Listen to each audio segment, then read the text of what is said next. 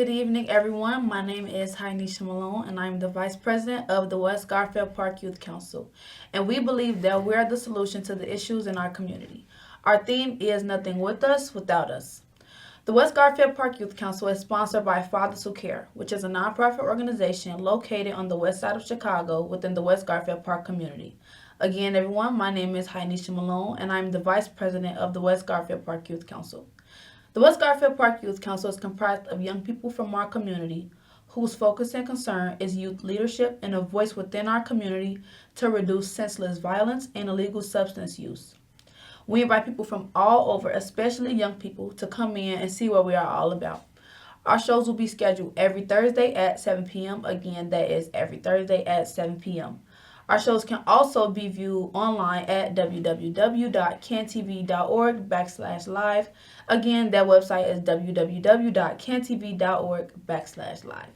Well, everyone, I would love to introduce my guest for today. This is the president of the West Garfield Park Youth Council, Vernisha Jones. And would you like to introduce yourself? I'm Vernisha Jones, and I am the president of the West Garfield Park Youth Council. Okay, and thank you for being a guest on tonight's show. Again, everyone, my name is Hinisha Malone, and I am the Vice President of the West Garfield Park Youth Council. You are watching a live interactive call-in television program brought to you by CanTV 21. During the next 25 minutes, we are going to discuss celebrating Juneteenth and fatherhood. And now, Vernisha, I have a couple questions for you. So tell our audience, who is Vernisha Jones, and what is your purpose for existing? So my name is Vernisha Jones. I'm a 27-year-old young person on the west side, just basically trying to make a difference for the young people around me. Giving people opportunities that I had growing up that some people might not have. And also, I feel like my purpose for existing is to do just that, to be a positive impact on younger people and to give young people, to let young people know that it's a different route. You know, it's a different route you can go, and just to be an inspiration to young people. Yeah. So why do we celebrate Father's Day? I feel like we celebrate Father's Day just basically to show appreciation to fathers. It could be a father, it could be a mentor, it could be a teacher, any male figure in your life that's doing something positive. I feel like that's doing something positive in your life. I agree. Just showing appreciation, showing them that, the work that they're doing is not unknown or not noticed. Yeah. What you think? I agree. I be feeling like sometimes father figures have like this pressure on them because of like this societal like view on fathers and men in general, and how like they not really there for their children, or how they not really there for young people. They don't get the credit. I don't feel like they like they don't get enough credit. So I feel like this day is basically like acknowledging them and not putting them in that putting that negative narrative on them, like, oh, all the kid don't have their father in their life. Like, that's not everybody. Like, and I feel like they try to put that on all men, but it's a lot of men out here who actually look out for their children, even if it's not their children. They'll look out for them and be a mentor for them. So I feel like this is a day to like recognize them and show them like we appreciate you, and we know like you dealing with your own personal life, but you also taking care of me and looking out for me. So for that, I appreciate you, and show thanks to them. So that's what I think. So when is Father's Day celebrated? When it's the third Sunday of June. Third Sunday of June, the 16th. Yeah, so this year is going to be Sunday, June 16th is Father's Day. And when was the first Father's Day celebrated? So I'm going to be looking down at papers so we basically with this show, we wanted to do more insight and more like direct information on what was going on and, about the actual holiday. So I actually researched certain stuff about the holiday so we could have accurate information. Actual fact. Yeah. So what's the question you asked again? When was the first Father's Day celebrated? The first Father's Day was celebrated in 1910, but the country was slow when it came to celebrating fathers on a particular day.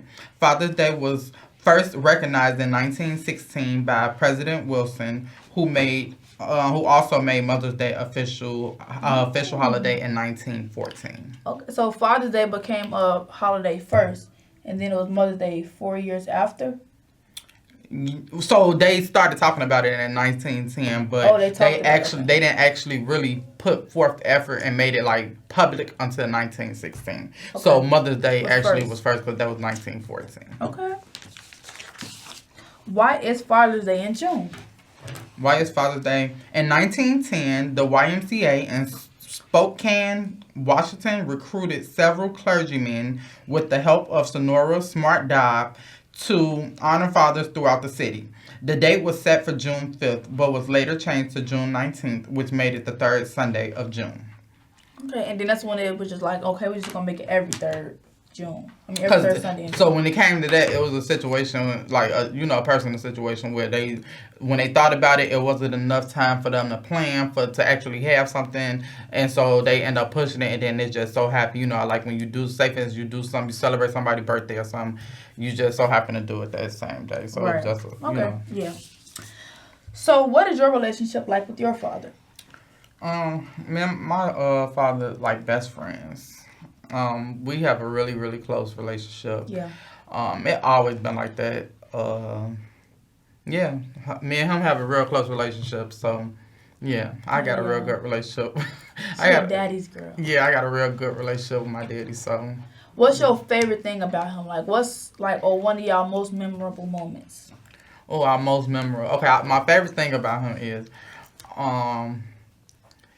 he don't take no mess. Like my daddy, one thing about him, he's gonna tell me right or wrong, regardless to me being his baby. He always wants the best for me. So regardless to if I want to hear it or not, he's gonna always tell me the right thing. And my most favorite moment with my dad, when we was growing up, me and my little brother used to always have days or whatever. And so every weekend he would take it, like make it upon his business to give me and my little brother a day. And so one day would be his, one day would be mine's, and then another day, the next day would be both ours together. And we get to go out, we get to pick a restaurant we want to go to, and we get to pick a store we want to go to, and we was able to go pick up what we wanted. And nice. Yeah, so that was, we did it, and he made sure we did it every weekend. So that was something that was very like special, and we look forward to it because he took the time out of his day. As you get older, you realize like, a person don't have to do that type of stuff. So he took the time out of his day to make sure, he showed appreciation to us, to show that, he loved us. So, yeah. So do you feel that having a father figure makes a big difference in your life, and it could make a big difference in others' lives? Of course. When you hear people talk about like, a man can't raise a girl and a woman can't raise a man, I feel like it's like that to an extent. Like I feel like you could teach your son this how you should treat women. Well, a woman could teach your son like this how you should treat women, this how you should. But I feel like it's a difference when you have a male figure in the household and you seeing it. Not just, and that's just like a daughter with her mama. Yeah, my mom could keep telling me I don't want you doing this, I don't want you doing that, or this the way you should do this. But if I could just watch you doing a certain thing, or watch you doing something productive, or watch you do this, watch you do that, I would better catch on than you constantly just like throwing it in my ear telling me to do something versus me. Like just like with cooking. Mm-hmm. Yeah, you could tell me how to cook something, but if I sit there and watch you cook it, I would better catch on to you cooking versus me just constantly telling me and it's going in one ear right after the other. So I feel like that's the same when it comes to, fatherhood and fathers being a part of their kids' lives. I feel like, a mama could do the best she can, but I feel like a father being in that household definitely has a bigger impact when it comes to a man being, a young boy becoming a man. And certain stuff that women just can't teach you, and certain stuff that women just don't know, and they just winging it. And so, I feel like that's a big deal. I agree. I feel like with boys, it's like a woman can't be like, oh yeah, this how you be a man, because they not a man. And it's like a man could better teach a boy how to like grow into their masculinity because they are masculine, whereas a woman, they're more feminine. They might have like women do have masculine energy also, but it's like for a male to actually try to like help the son see like, okay, this is how you grow in your masculinity, this is what men do and stuff like that, and teaching them how to like break those I don't know what it's called, but like those things when they be like, oh, men don't cry. Like men could actually stereotypes. Could actually tell their son like it's okay to cry and stuff like that. But I feel like mothers can do that also, because mothers are more nurturing and emotional, and they'll be like, okay, like it's okay for you to cry. I feel like when a boy is listening to a mama, yeah, you gonna I feel like a guy when he listens to his mama and you tell him like, yeah, it's okay to cry, they don't take it serious. Yeah, they Like not a gonna take woman, it of serious. course They you like, gonna oh, tell me it's okay. you Yeah, always emotional. you a woman, so of course you Yeah, gonna tell me it's okay to cry because exactly. you always crying. I see all the women around me crying, so Hmm. of course. But when I go around my friends at school, I see everybody being so tough. So why, like I can't be this way. But if you have a Yeah. man in your life telling you like You it's take it okay for more you to seriously because cry, they yeah, are like you, like they like y'all both males. they So know it's what you're like going through for the most exactly, part, yeah. yeah. It's like more relatable because y'all both boys or both you a boy, he a man. So like you just learn how to be a man from a man instead of trying to learn how to be a man from a woman. Not saying that it's impossible and that a woman can't do it because a woman can do it if she put her mind to it and she just have other figures who could help her and she be like, okay, I know what I want my son to be. I know how to like raise my son. I know what I see in a man that I don't want him to be like and Hmm. what I do see that I want him to be like. So I could try to implement that onto my son. So it's not impossible for a Yeah, woman to do definitely, it. But yeah. it's like fathers are needed in a child's life for them to grow But it's and be definitely a not man. impossible. I feel Yeah, like it's when not it comes impossible to though. a woman, um, I feel like when it comes to a woman actually like raising a son or whatever the case may be, Hmm. I feel like it just you have to put a little bit more work into it. You have to Yeah, get them out of certain environments. You have to put way more work into it versus a father it being a little bit more easier versus just like with a mother with her daughter. yeah, I feel like it's like a little bit more easier for a mama to be able to push her in the route that she want her to go versus the yeah. dad trying to, yeah, I'll listen to you, but for the most part, a lot of girls be daddy's girls. So it'd be like, yeah, I'll listen to you, but at the same time, you know, Exactly. Yeah. So, okay, now we're going to go into Juneteenth. So, who made Juneteenth a national holiday?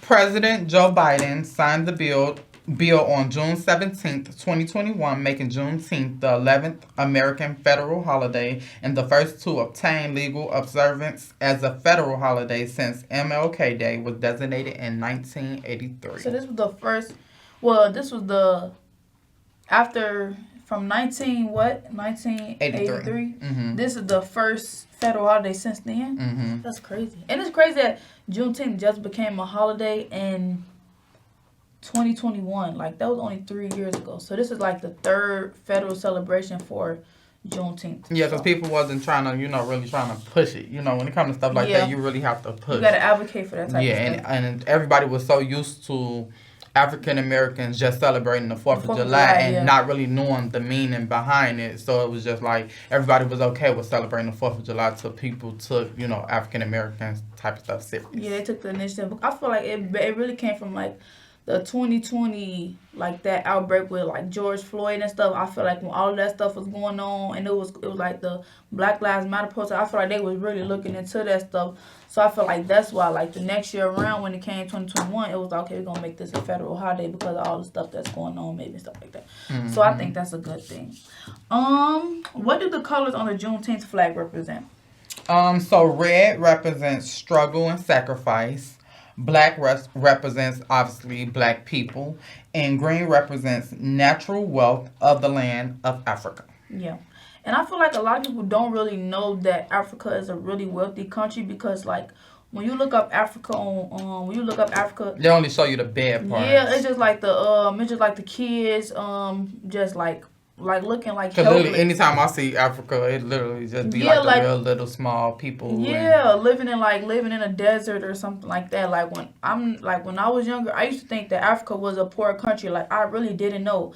People always said like or kids always made African jokes and stuff like that. So it was just like I didn't really have no knowledge on Africa. So to know that Africa was and is a really wealthy country, it was just surprising to me and it was like knowledgeable to me because it's like I didn't even know that. I thought they was poor because everything we see relating to Africa is like, oh, they're in need. Oh, they need help. Oh, they need this. They need that. So just like they never really showed the but like then the you good parts of it but too. it's just like you thinking about Chicago. When you go to a lot of places, like when we travel and stuff, and we go to different states and stuff, and like people ask us where we from or something like that, and we say we from Chicago, people don't think about the skyline. They don't think about we have a real beautiful, downtown. They don't think about none of that. They mad say be like, oh my God, y'all from where they kill a lot of people. So it's like I feel like it's different everywhere. Like people always look at the negative, what's being shown on the media, and like you said, with Africa definitely all different states have their goods in their bed. Mm-hmm. We have bad parts out here in Chicago, just like Africa have bad parts, and then they have them parts where people that got money able to stay, and that's just how it is. Out there, you have the people that's a little bit more wealthier that's able to stay in the nice places versus the people that's probably staying in places where, because they do have places where like it's not clean water and stuff. So like they actually do, when you see stuff online, it's actually stuff that's happening. They have places where people actually don't have. I was watching a lot of people been going to Africa lately or whatever the case may be. And I've been watching people pages like when they go to Africa, and it's been very like a traumatic video that I've been seeing, and it's everybody that go there. It's like they go to do it just to make a video about it, and I don't think that's cool. I feel like I'm the type of person, if I do something for somebody, I don't want to post it. It's certain stuff you post, certain stuff you don't post. Mm-hmm. And everybody that's been going to Africa lately, it's like everybody going to Africa just to go in this area where it's a lot of young people, and they go with a bag of food, and they basically record all the young people basically going crazy over them and like hitting their windows and stuff for the food, and it's like everybody doing it for I seen a video like that and recently. It's just like it's sad to see, but then I feel like when you go places like that to see stuff like that, it makes you more appreciative of what you have and more appreciative of the blessing that you have, and a lot of people that have went to Africa, they come back and that be their first post they make, like that they are appreciative of the life that they live because of seeing stuff like that. And I feel like that's something that everybody should experience, going to Africa and going places where they don't have, all the stuff that we complain about, And so, that was been seeing that. Like, I literally done seen it like 3-4 times on different people pages where you just see young people running and like, going crazy over just a piece of the, chicken. Not even a whole meal, chicken, a piece of the chicken just to share with people. Mm-hmm. So it's just like, just being blessed for what it is that you do have. Yeah, I realized that when I came back from when I went on a trip last year. And when you out there, like the water, like the shower, I was in the Dominican Republic. Okay. And when like the water that you wash your hands with in the sink, like that's not drinkable. Like when you brush your teeth, you're not supposed to like swallow the water. You're supposed to hurry up. No, you're not. Wait, no. You're not supposed to use the sink water. You're supposed to use a bottle of water that's actually clean. You're supposed to take a bottle of water and like pour it on the toothbrush and like brush your teeth like that. Because if you use the sink water and then like you swallow it, like if you swallow it, like you will get like really, really sick. And it's like we couldn't really. I didn't want to be sick in another country because I was like terrified. So I had to use a bottle of water. And when you shower, you can't take a shower for a long time because after like a few minutes, it's going to get cold. So it really make you appreciate like when you come home, like I can just drink my sink water, or it's like we have hot water. So it's like you'll be more appreciative of the stuff that you have at home when you go to another country and see like this is everybody. It's not like one area. Because it's like they all have, I think most of them have all the same water supply. So it's like literally all of the people in the Dominican Republic, like a lot of that water is not drinkable. And like the sinks and stuff, they only need bottles. So like when you come back to America, it's like, wow, like all of our water is drinkable. Well, all our water is drinkable. In the house. In the house. Well, but you could be in in the pool. Like, well, no. No, not. Sorry, y'all. Don't drink pool water, y'all. But like in the house, like that's what I mean. Like the house, like sink water, shower water. Like even if the shower water get in your mouth, like nothing gonna happen. Yeah, it ain't nothing gonna happen. So like it just make you more appreciative. Like dang, like we like blessed and we lucky, and that's how I felt when I first came back home. Like on my first date. It was just like a reality check. And then, Okay. So, what does Juneteenth celebrate? What does Juneteenth celebrate? Where is that question? Let me find it. A federal holiday celebrated on June 19th to honor the end of slavery. Mm-hmm. And what we learned today, actually, because we was going over the questions, and we learned that it was end of slavery in Texas. Yeah. So it wasn't an entire thing. Come to find out, Texas was one of the last states to end their slavery laws. And so it was an end of slavery in Texas that caused it to be June 19th. Think about. Yeah, because I guess when it ended 2 years prior, like in 1863. Yes. Was it? Yeah, it ended in 1863.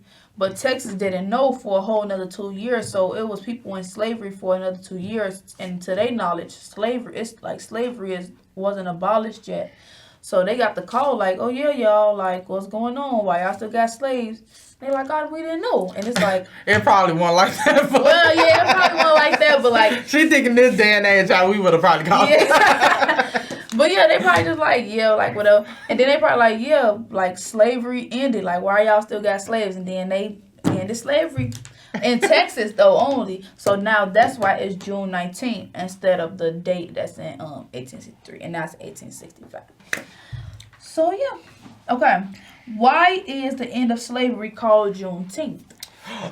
So the end of slavery is called Juneteenth, basically combining the words June and 19 on which is June 19th. In 1865, March Jan Gordon Granger led the Union soldiers to Texas to announce the end of the war and the freedom of all enslaved people.